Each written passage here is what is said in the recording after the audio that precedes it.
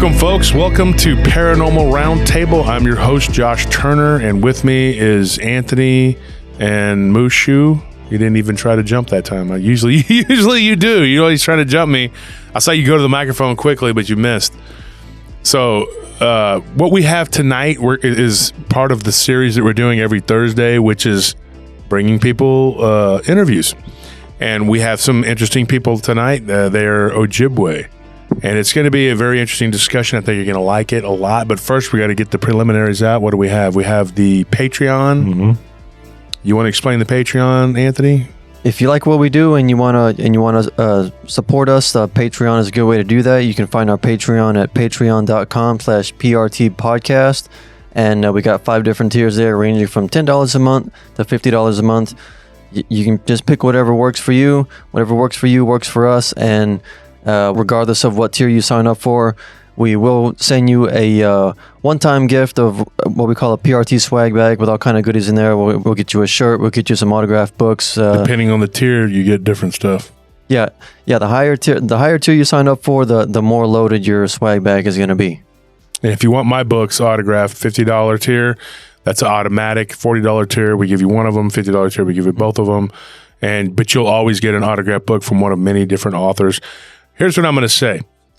If you want to support the show, that's a good way to do it. I would say that would probably be the best way. We are live on YouTube every Friday night and Sunday night. Friday night and Sunday night. Friday night, we have a guest every Friday night. Mm-hmm. And then every Sunday, we retell people's stories. Kind of doing it backwards this past week because of we had a guest that couldn't make it. Yeah. But so that's what we do every Friday and every Sunday. And we're going to continue to do that into perpetuity. And another thing, too, we're going to be on Tuesday. We retell people's stories for an hour long on the podcast. Everybody knows that. That's a slot we've always had. And then we're going to do it again on Thursday. We're going to have another podcast, which is what we're doing right here, but it's also on YouTube. But the Friday YouTube live is an exclusive on YouTube, and you don't get it anywhere else. And don't miss Sundays and Fridays because we have a guest and they retell their stories or encounters. And Sunday, I retell people's encounters. Here's the thing. If you need to get a hold of me, it's Josh Turner at PRTpodcast.com, Josh Turner at PRTpodcast.com. But you can also message me on Messenger for friends on Facebook. Because of the things that have been going on lately, we aren't accepting friend requests right now, at least temporarily, and we're not doing giveaways unless you're a Patreon member. So that's unfortunate that has to be the way it is, but there's people in this field who want to just mess with people and make things hard. So hope and pray that all just clears up eventually and we can get these people away from us and just do what we do. But we're going to keep doing what we do, even though they're just a nuisance. So I'm going to introduce my guests. Do you want to say hi, guests? Hi, how you doing? And tell them who you guys are. Hey, this is Craig Breen. I'm from Belcourt, North Dakota, Ojibwe, India. I'm Jennifer Breen. I'm his wife. I am also Ojibwe. And you guys, so in case people don't know what that is, like explain a little bit about your heritage, your culture, what it is. So we're Native Americans from North Central America. Our tribe originates from Northern Canada. And through, I guess, the government making reservations, we have come down from Northern Canada, and we are in the northern part of North Dakota, in the central part of North Dakota, where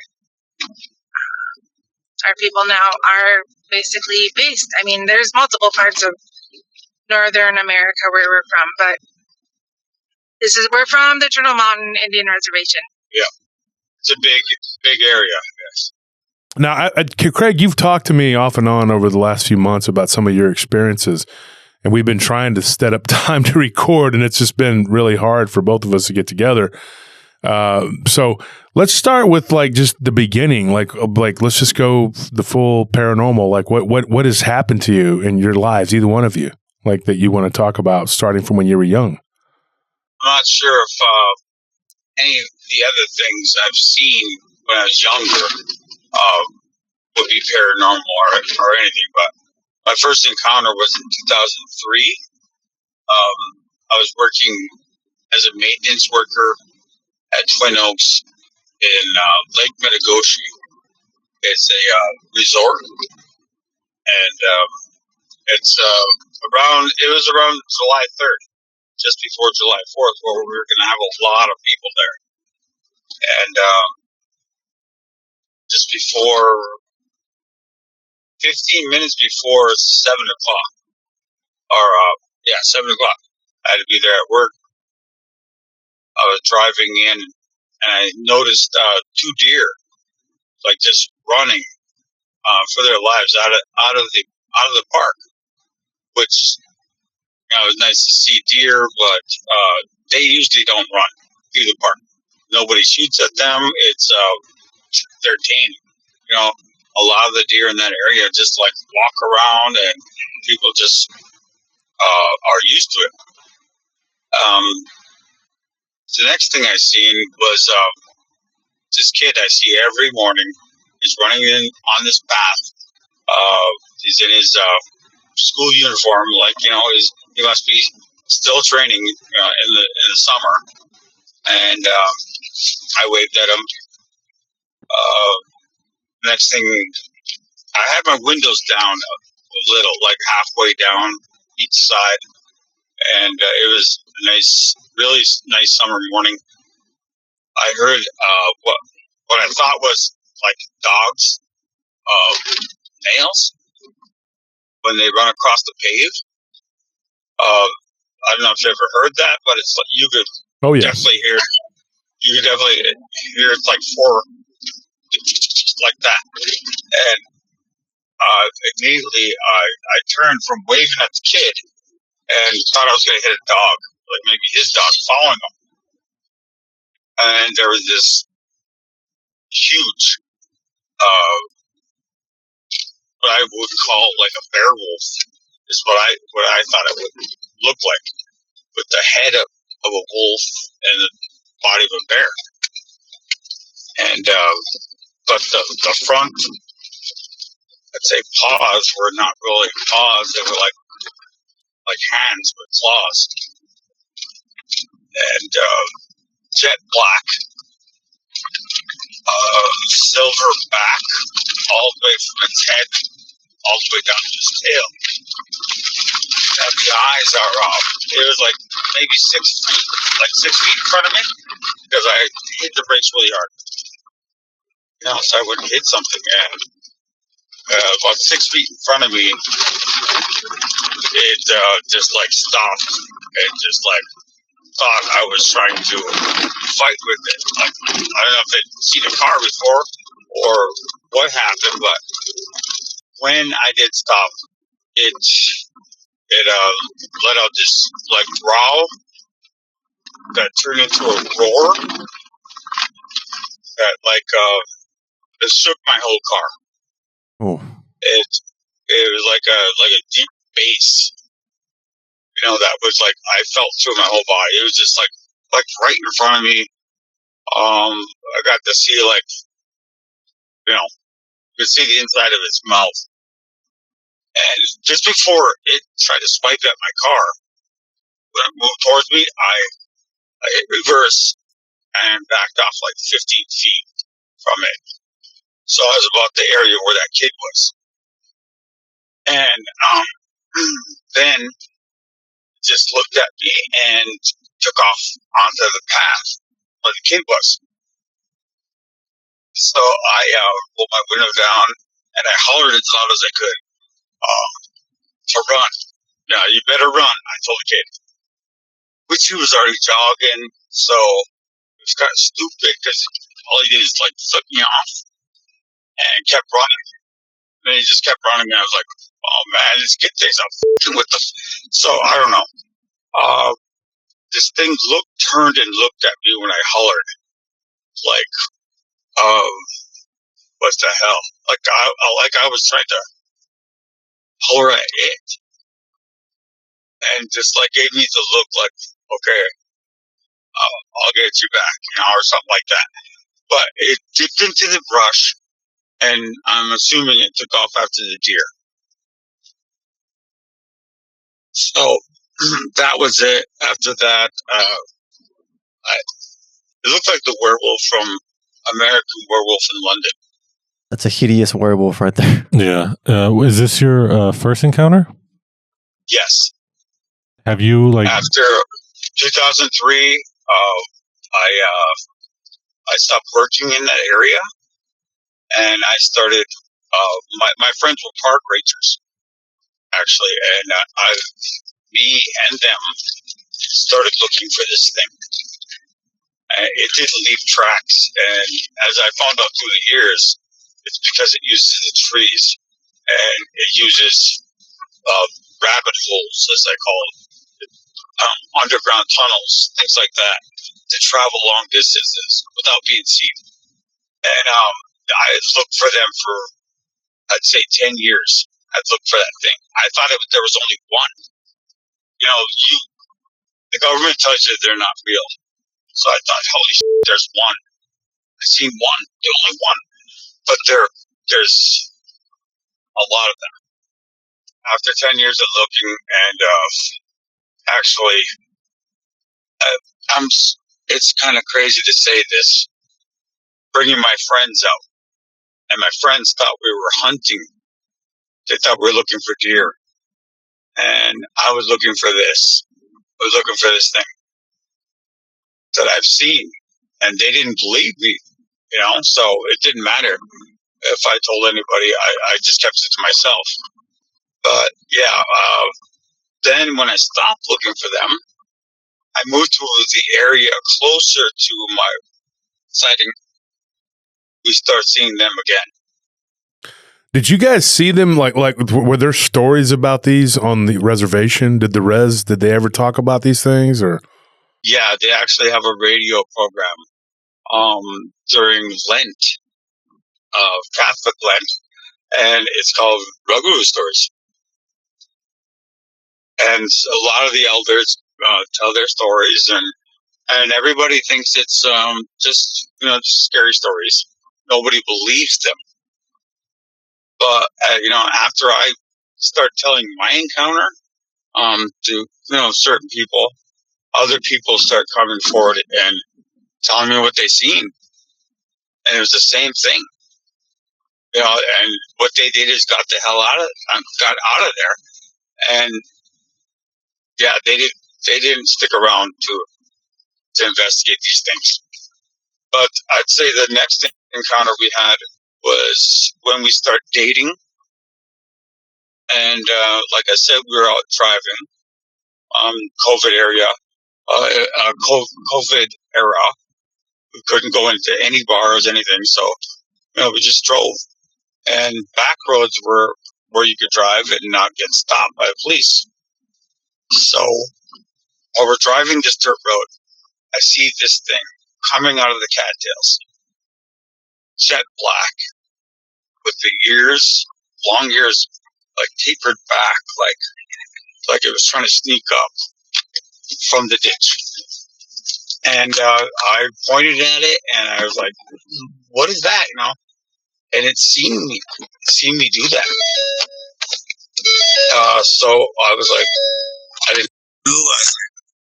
After that, something picked us up and pulled us back about 6 feet.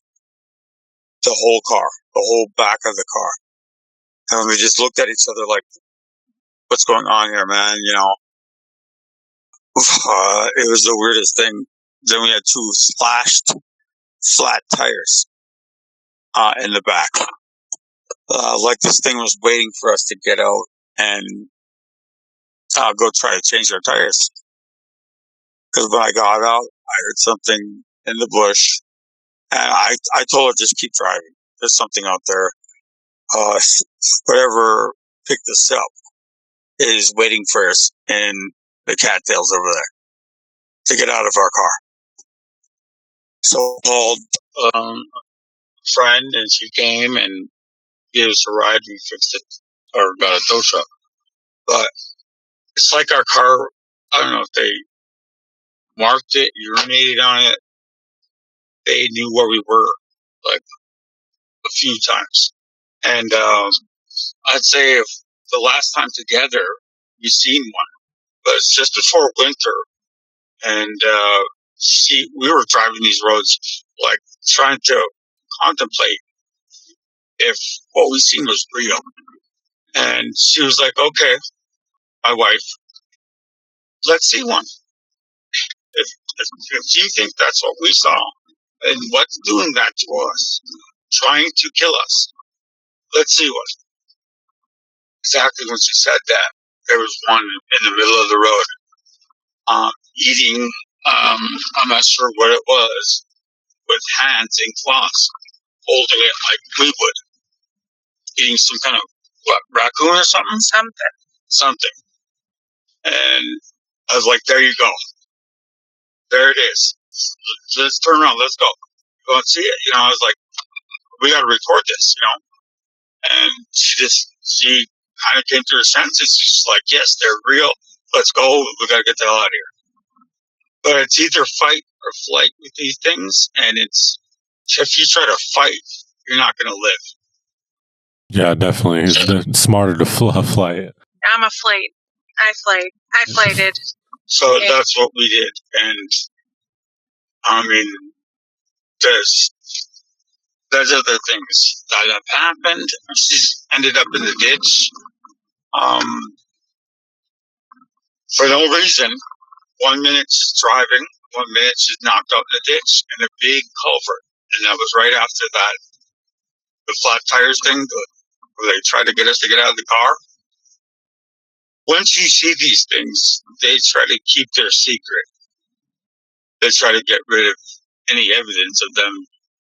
And that's how they survived, I guess. So, the next time I seen them, I was with a friend I'd actually say about a week later. We were driving this area by Upham. It's a really, really, it's almost by Canada. It's this little tiny bar. What's it called? I don't know what the bar is called, but we live in a very rural area. That's a very, very rural area. There's probably about 100 people living in Upham. Yes, only a few people, yes. And a whole, oh man. We were driving, I noticed this thing, eyes on the side of my friend's door.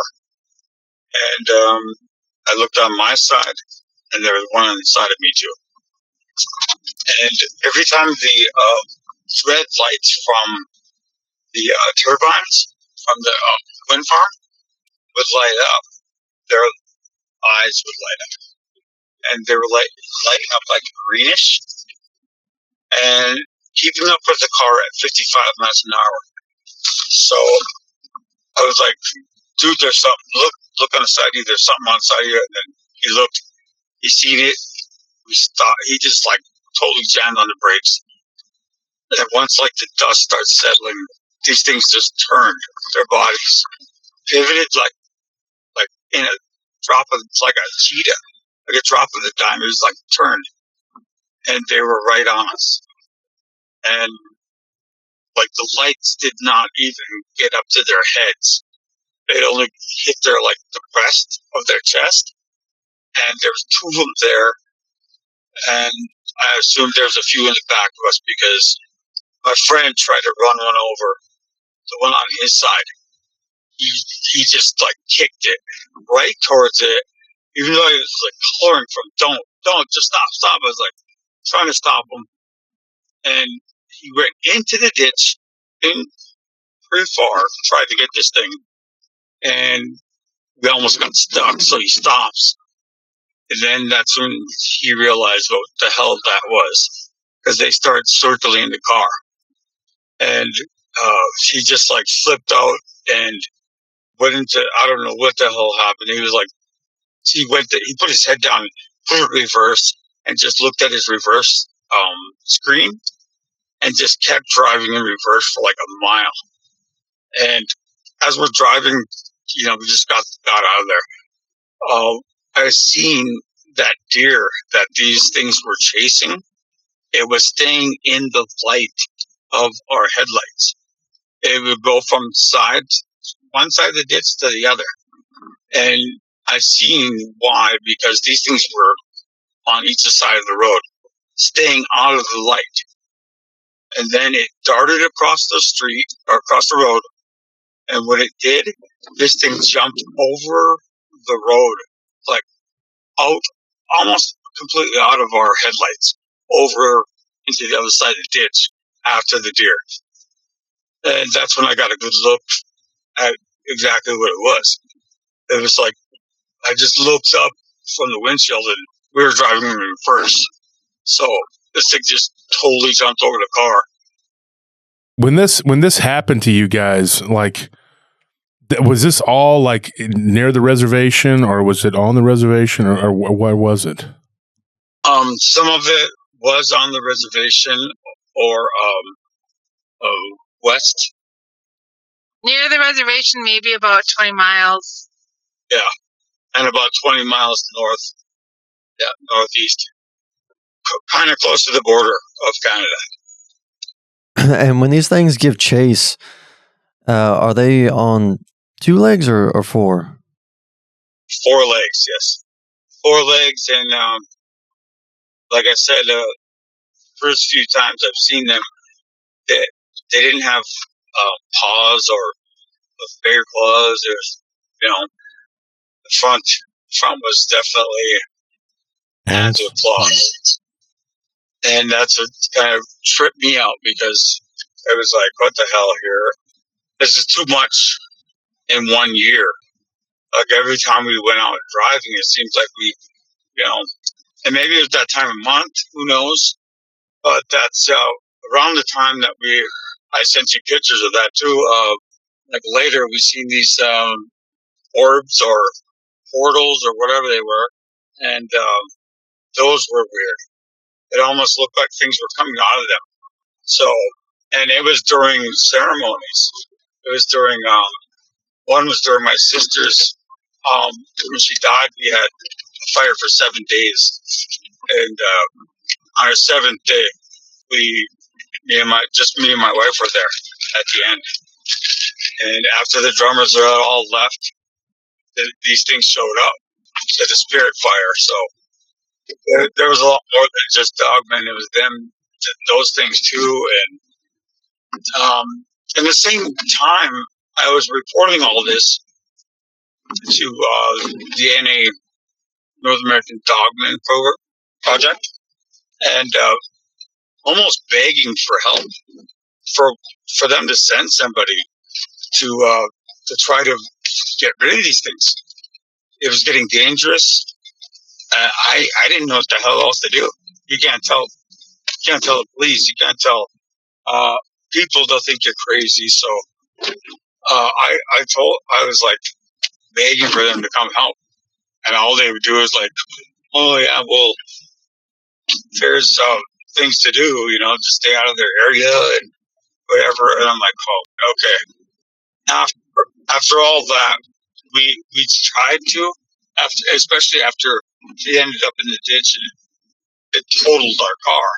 We didn't have a car to drive around, to go do our night drives, where we came in contact with these things. One of them showed up at the house and was trying to bait our dog to come out of its hiding spot.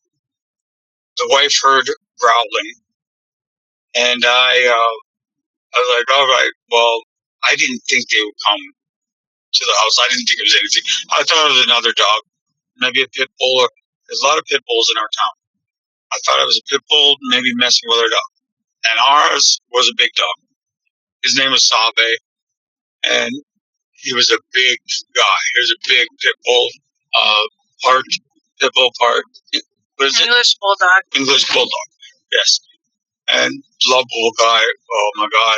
And I go out there, and he's hiding under the picnic table. And I'm like, what the hell is this guy scared of? So I let him off the chain, and he's just staring at our back tree, the tree in the backyard, the ones I sent you pictures of. And let him off the chain, and he ran right into the house. He ran away from whatever that was in the tree. And as soon as he did that, I heard, not even heard, I felt something hit the ground from, I'd say, 50, 60 feet away. I felt that. Just hit like something really powerful on the ground. And I was smoking a cigarette. I took a big puff, and it was so dark in the back that little bit of light kind of illuminated its eyes, so I could see it just trying to creep up on me from there. And I just hollered as loud as I could for Sabe. I just hollered like, as loud as I could. And when I hollered Sabe, it jumped into the tree and just tore like a big chunk out of it with its claws. I could hear the tree getting ripped apart. And I walked fast as I could, not ran. I just as fast as I could walk into the house, and I told the wife, I was like, "Where's your gun? There's something in that tree right there. That's why he's hiding under the table." And she was tired. She was like, she didn't believe me. That I was just, with all the stuff that's been happening, that I was making something up, for fun. And there was it had to have been a dogman that followed us home from all the nights that we been looking for it after our encounter. We just kept, every weekend we'd go look in those areas, for any evidence or anything, and it's followed us home. So that night, my son seen when I was walking into the house really fast. He saw it trying to creep up on me, and he also saw it when I was gone, out looking for it, looking in the window at him. So every night now, he has to keep our shades closed, all the windows shut. He makes sure every night to close every one of them. And it's been, now it was just me before that I put in danger, or sometimes my friends were out hunting, but now it's my family, and I didn't know what to do. Nobody could help in this situation for real. You just have to learn as much as you can so you can keep yourself safe from them. Right. I don't think there's much that can really be done, because there have been accounts of people using firearms against these creatures, and they don't really seem to do much. No, they have really thick hides. Yeah, it looks like dirt or something comes flying off of them. Yeah, or vapor. Some people, vapor. They've described it as a mist, green or black. They've also described it as gunpowder looking. Mm-hmm. Or even black ooze is coming out. Can you imagine where these things live, though? Oh, yeah. Their skin must be like a rhino's, just thick from living, in these conditions. Yeah.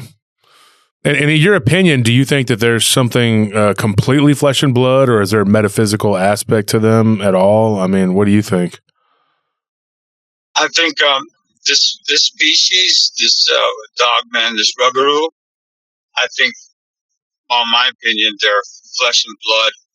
But there is also the Wendigo that my people believe in, and which I think is very dangerous. It's a demon that the things you're talking about, that's what my people believe it is. And I think the dogman and the Wendigo, they're confused because of the skinwalker nature of the Wendigo. But I think this dogman or werewolf has been around for a long time, and everybody's had to live with them. Do you think that they come from the inner earth, like within the cave systems? Yes. Yeah. Yes, exactly. There's no other way. They could just disappear, and we think it's like magical or whatever. That they disappear, but if you lived under the world that the humans lived in, and the government was always lying to, that didn't believe in you. It's pretty easy to hide out. And in your opinion, like these ones that you've had encounters with, I mean, let me ask you another question. Let's ask this question. The Bureau of Indian Affairs, have they been involved at all? Have you called them or told them anything about this, or local law enforcement even when you're outside of the res? Has anybody been involved? They view it as a animal matter, and they already know about them. And they don't do it, so there's nothing they can do, that they're not really doing anything to help? No, I'm pretty sure they're too scared to do anything about them. Wow.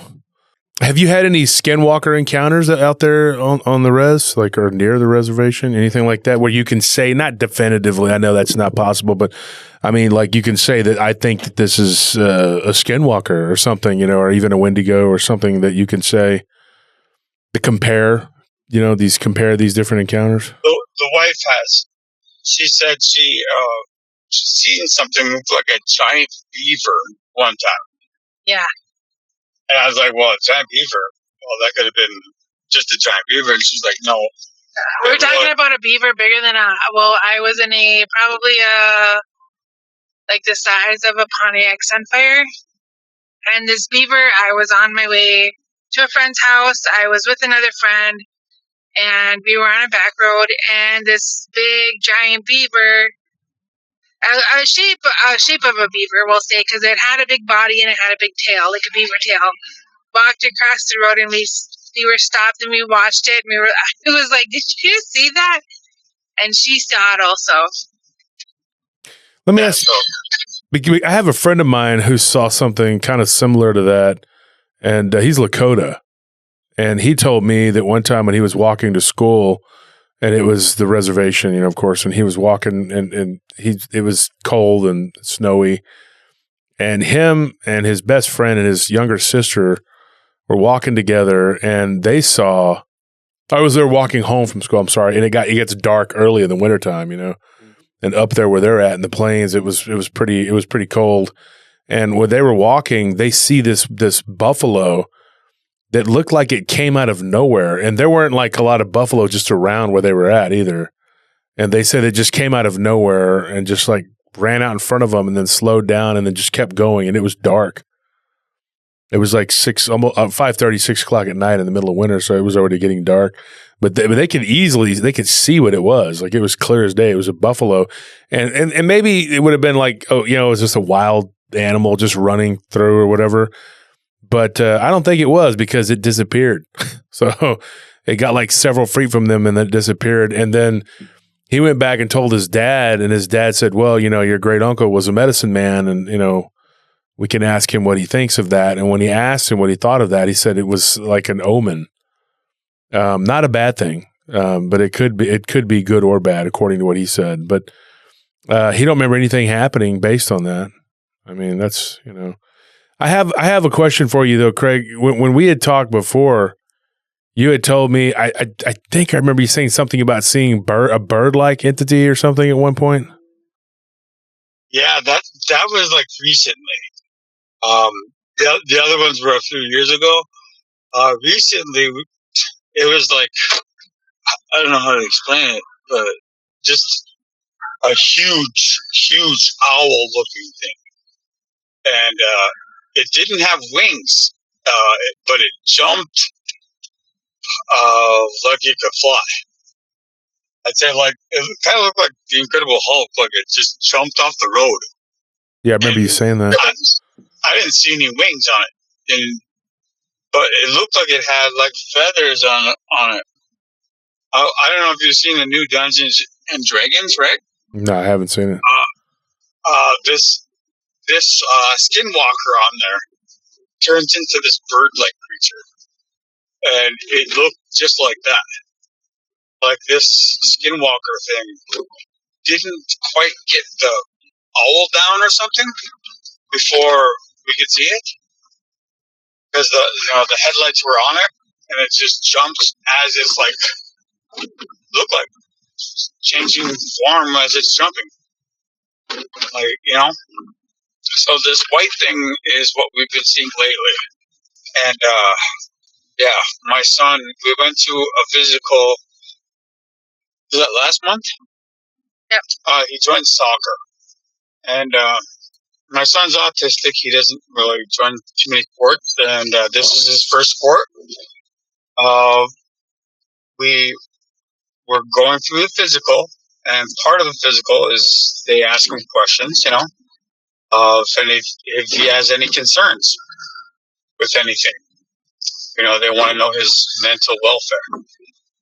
He tells them that the only thing he's worried about is the windows being open because recently this summer, something tried to grab him through the window that I had opened to get cool air into his bedroom. All white hand. The hand was pure white. And he said it came up through the window and tried to grab him. So it was could have been what we were seeing. I don't know, but the part of town we live is like, geez, right on the edge of North America, right on the edge, and who knows what the hell's been what's been coming through our area through these portals. Oh, you think they're coming from portals? Well, some of these things I think they have been, yeah. Because, I mean, what else are these things? What else are they there for? I mean, as soon as we see the portals, then we see the dogmen. They're like they go together. They've been going together actually, but I don't know why. But it's just that's what has been happening. Have you guys you had said something? I mean, are we still? We can get back to the timeline and go back and keep moving along. But have you guys, in your early time, like when you were younger or years ago or whatever, have you had any experiences with ghosts or anything like that, like ghostly phenomena? I've seen one, but it didn't bother me. There was a little kid was jumping on her bed and. I just figured I'll leave it alone. You know, that was about it. That was when I was about 17 or so. What did this little kid look like? That's disturbing. Yeah, that's weird. Had like a dress with like a bowl right here, like by the neck, and I don't know. It looked like a school outfit or something. I don't know. And we found out a long time after that some little kid had fallen into that foundation and died. Oh no! Yeah, and that was way after we had grown up. So when you saw it once, it never returned. No, it was always there. It used to mess with my uncle's model cars and things, like playing with them, and he would blame us for it. I mean, I'd be like, no, we weren't even down your road. So this thing was there for a long time, like trapped in that area. That definitely puts y'all between a rock and a hard place because, your uncle's not going to believe that it's a ghost. Yeah. Like, I'm not buying that. Nice try. Yep. Well, we didn't know either. Until that night, we seen it run across the room, and then we could hear it jumping on our beds. Like it didn't want us to go down there. Maybe, I don't know, or maybe it was happy to see us. I don't know. But anyway, that was the ghost encounter. Anyway, and when you saw it jumping on the bed, was your response just to walk away? And well, we ran up the steps as fast as we could. It was in the basement. And where this thing had probably died, in the basement, probably right where our bedroom was. And my uncle's bedroom was before that. So, we ran up the steps and we slept upstairs that night. We got a priest to come over and bless the place. And after that, we didn't hear things. I think she was trapped there until the priest maybe helped her. I don't know. At least that encounter has a happy ending for everyone. Yeah, I hope so. I hope so. Sometimes people will have their houses blessed, and it seems like it'll go away for a little while, but then it'll return, and it just I feel very sorry for people in that predicament because I mean, what else are you supposed to do? Yeah. If not bless your house. Now, ghosts are one thing, but like demons, like the Wendigo, are way different, and I know they're here in this area. It's just so easy to take over a lot of our people because a lot of my people are out of work. They're I don't know. Seems like they're broken, and it's easy for these animals or this demon to take them. Oh yeah, I think they target people who are emotionally vulnerable, downtrodden in life, and latch on to those negative emotions like despair, sadness, anger, and use them as an energy source and turn people into a sort of battery to power themselves. Yeah, when people turn to drinking and doing drugs too, that's like an easy in for them. Oh yeah. Exactly, yes. And I think that's one thing that our tribe has been secretly battling against is this demon. And not just this demon, it's the government too, just putting us in the worst areas in the swamplands with these creatures. So we're still living, we're still here, and after all my encounters, I know what to do. If you're coming close to these things, there's barely any chance of survival if you don't try to get away. Have there been people that have reported being attacked by these things, like full on attack, like to you personally reported to you? Not people, just their animals.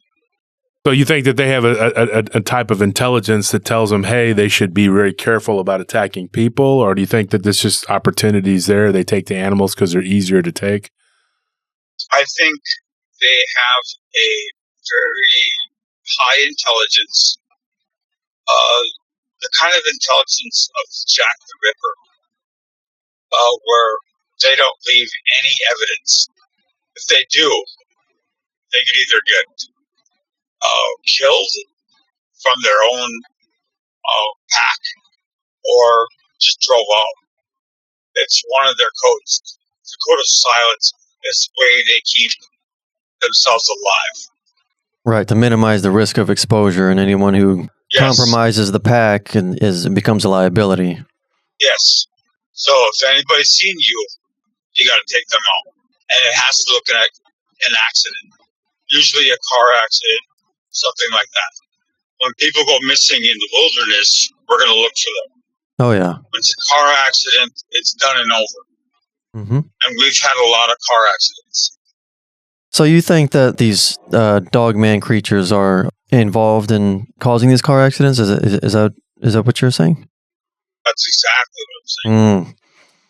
Yeah, that would make sense, and it wouldn't be very difficult to cause a car accident when you're a giant monster in the road. Yes, and then when we stopped going out on our drives, where they would have a chance, they came to our house. Yeah, and I think that people who have suffered attacks by these things, the reason that a lot of attacks don't go reported is because these very people have not lived to tell the tale. And if these creatures utilize underground cave systems as their shelter and their living spaces or their hiding spaces, then maybe that's where the remains of their human victims are at too. Yes, and some of them, I don't know if you've seen any movie like the Predator movie, the newest one, where it's using the trees to get away from the fur trappers after it sets its bomb. That's how I believe they use the trees to not leave any trace of, no tracks except for up in the trees. Yeah. And, especially when you think as like a human who wanders through the forest, like how much you actually look up and actually look into the trees. A normal person really doesn't do that as much. So if you're trying to avoid detection, being above people is probably the best way to do it. Yeah. And they have like the natural aptitude to do it. So In a wooded area, yes. And I don't know. You were talking about the supernatural aspect of them, but it just seems like every time they come around, there's a fog or a mist or something that would help conceal them. yeah, we hear that quite a bit too. And sometimes we've heard that it's like coming off of their body as well. Like it's not like it's around, that it's like actually emanating from them, which, you know, maybe it's something they produce. Who knows? Yeah, I think the combination of utilizing trees, underground cave systems, and portals are three things that can explain the lack of physical evidence of these creatures in terms of tracks, for things like that. And like one of my theories is that one of the reasons that these dogman creatures will utilize cave systems is, in addition to avoiding detection and hiding, is that there might be atmospheric conditions within these cave systems, especially considering that some of them have like very large quartz crystal deposits that are conducive to like manifesting these portals out of which they come sometimes. This area that I was talking about earlier, Mystic Horizons, it does have some kind of geological feature to it. It's like a giant time clock that has to do with the seasons and the planets and all that thing. And that's where they had, before we seen the dogman, they had some kind of animal mutilations there. Like a ritual. A ritual. And it was in the news, and it was in that area. And it was like, why would people do that? And then, everybody just think, that's just kids messing around, But, that's a lot of meat. But these parts of North Dakota do have devil worshippers. They're all the way into South Dakota. Whatever towns you see that don't have a white church in their town, that's pretty much a devil worshiping town. Because every other town in North Dakota has either one or two at where you come into town and where you leave town, a white church. So yeah, that's one thing we noticed as I started piecing all these things, these coincidences together, that it just was so weird that it was too weird. Like just seeing a werewolf or a dog, man, was weird enough. Yeah. But all the other things are just like too much. I mean, me and my wife are in counseling right now because there was parts of after these encounters where we didn't get along too well. We didn't know what to believe or what to do for a while. And there's no way my wife's going to tell anybody about this because she's a teacher. It'll definitely affect her job. Yeah. Yes. And so it was really difficult.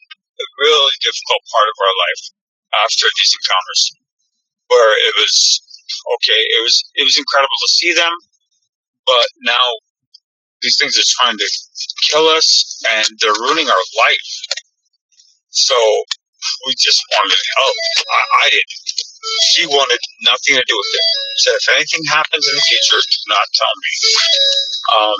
Keep it, keep it away from us.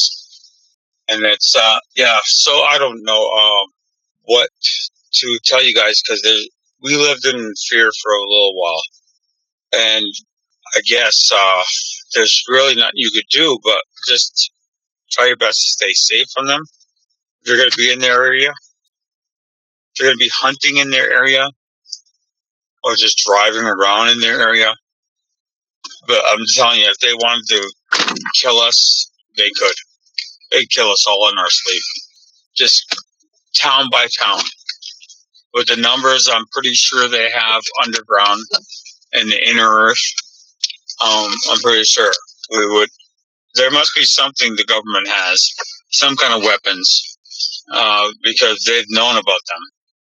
Oh yeah, and I think some of them are actually. I mean, see, when it comes to the nature of these dogman and werewolf creatures, I believe that there are different kinds, there are different types, and I think some of them really are like some kind of government created chimera, and they might consider that creature like one of their assets.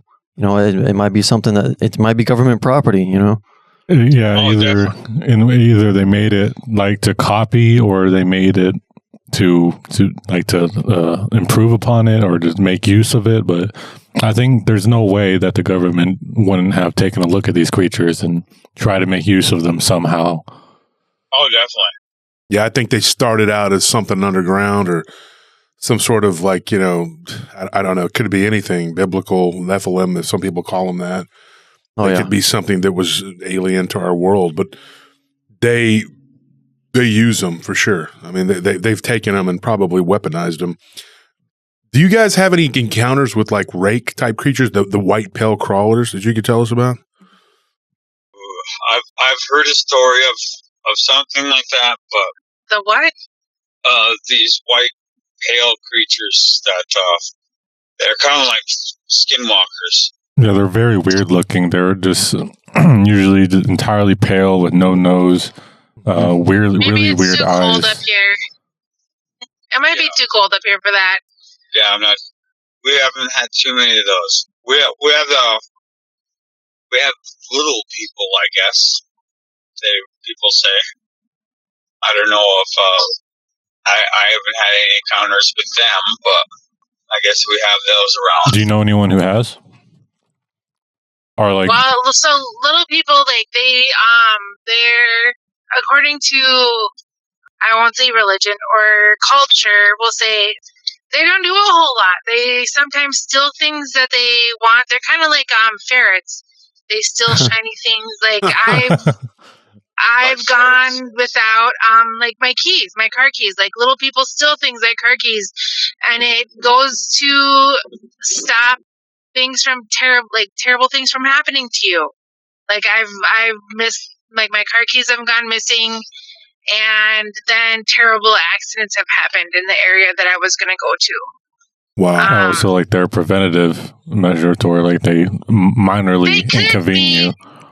They could be. It's a minor inconvenience, but like they just like they're little jokesters.